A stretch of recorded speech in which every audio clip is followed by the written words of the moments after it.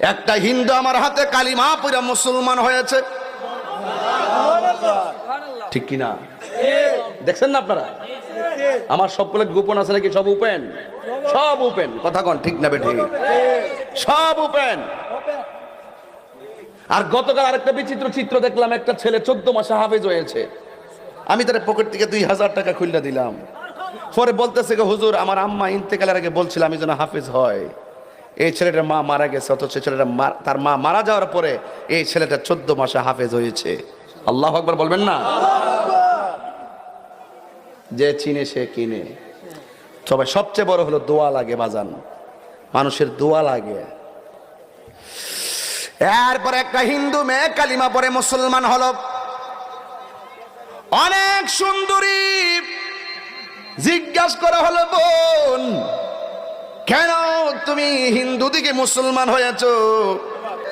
ও যুবক ভাই, হিন্দু মেয়েটার কথা প্রায় মাহফিলে বলি শুধু বোঝার জন্য। মেয়েটা বলে আমি মুসলমান হয়েছে একটা কারণ আছে। আমার আব্বা যখন মারা গেছে আমি বাবার পাশে দাঁড়ায় রইলাম, দেখলাম চিতাশালায় যায় আমার আব্বারে পোড়াইতেছে, নিচে দিয়া লাকড়ি দিছে, উপরে আমার বাবারে শোয়াইছে, আবার উপরে দিক দিয়ে লাকড়ি দিয়া নিচ দিয়ে আগুন ধরায় দিছে, আমার বাবার লাশটা পুড়তেছে।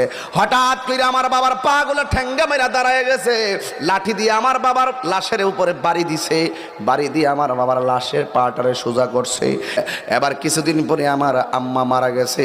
আমার আম্মা বড় পর্দাশীলা ছিল, আমার আম্মা এত পর্দাশীলা ছিল, যদিও হিন্দু কিন্তু নিজের পর্দা নিজের শরীরটারে তিনি ওপেন করতেন না।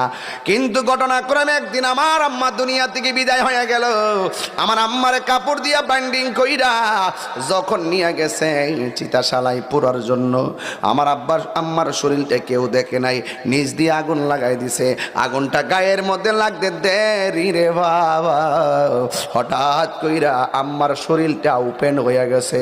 যেই মার বডি কেউ দেখে নাই, শেষ বিদায়ের সময় মার বডিটা ওপেন হওয়ার পর আমি বড় লজ্জায় পড়ে গেছি।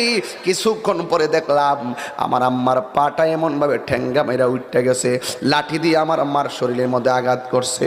কিন্তু জীবনে আমার মার গায়ের মধ্যে কেউ লাঠি দিয়ে আঘাত করে নাই, জীবনে আমার আম্মার বডি কেউ দেখে নাই। আজকে শেষ বিদায়ের সময় এ কেমন লজ্জাস্করের মতো মনে হলো। কিন্তু আমি যখন দেখলাম আমার বাবার এই শেষ বিদায়ের অবস্থা, মার এই অবস্থা, হঠাৎ কইরা মুসলমানদের শেষ বিদায়ের চিত্রটা আমার চোখের মধ্যে বেশি উঠেছে।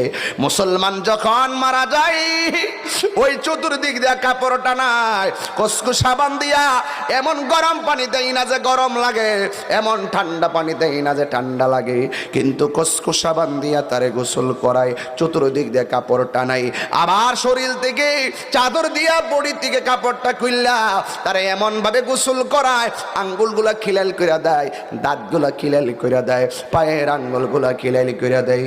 বন্ধুরে আমার, ও আমার চিরে বাবারা, এই আমার হবিগঞ্জের বাবাজিরা গো, ও আমার শাস্তাগঞ্জের বাবারা, যত জায়গা থেকে আপনারা এসেছেন, ইন দি মিন টাইমে ডাক দিয়ে বলে আমি মুসলমানদের চিত্র মনে হয়ে গেল। মুসলমানরা গোসল দেয়, কানের মধ্যে তুলা লাগায়, ভিতরে যেন পানি না ঢুকে। কথা কন ঠিক কিনা? এত মায়া কান দিয়া তুলা ঢুকাই, যেন কান দিয়া পানি না ঢুকে। কত মায়া কইরা মুসলমানরে গোসল দেয়, আবার আতর গোলাপ জল দিয়া তার সুগন্ধি ছিটাইয়া দেয়। আবার দেখবেন পায়খানারে অনেকে ঘৃণা করে, ঘৃণা করে, একজনের পায়খানা দেখলে আরেকজনে ঘৃণা করে, মুখের মধ্যে আর নাকের মধ্যে আঙ্গুল দিয়া দইরা রাখে। কিন্তু মুসলমানরা যখন মারা যায়, মুসলমানরে যখন গোসলখানায় নিয়ে যায়, গোসল করার পরে ওই লাশটারে এমনভাবে দইরা 2-3 জনের শক্ত লাশটারে বসায়, বসাইয়া পেটের মধ্যে অনেক সময় শুয়াইয়া চাপ দেয়, অনেকে মাথারে তুইল্লা চাপ দেয়, নিচ দিয়া যদি পায়খানা বের হয় এই টিস্যু দিয়া পায়খানা গুলা পরিষ্কার কইরা দেয়। মুসলমানরা শেষ বিদায়ে কত মায়া করে। হিন্দু মেয়েটা বলে পায়খানাগুলো এই কাপড় দিয়া চাদর দিয়া পরিষ্কার কইরা দেয়, গামছা দিয়া পরিষ্কার কইরা দেয়, কত মায়া। এই মায়ার কথা আমার মনে হইয়া গেছি। আবার বাজার থেকে নতুন কাপড় আইনা সুন্দর কইরা বাইন্ডিং কইরা পরাইয়া দেই গো। আবার মুসলমানটারে চোখের মধ্যে সুরমা লাগাইয়া দেয়। মসজিদ দিকে খাটাই না, এত ভারী লাশটাকে কান্দি নেওয়ার জন্য মানুষ পাগল হয়ে যায়। কেন পাগল হবে না? আমার নবী বলে ও আমার উম্মত,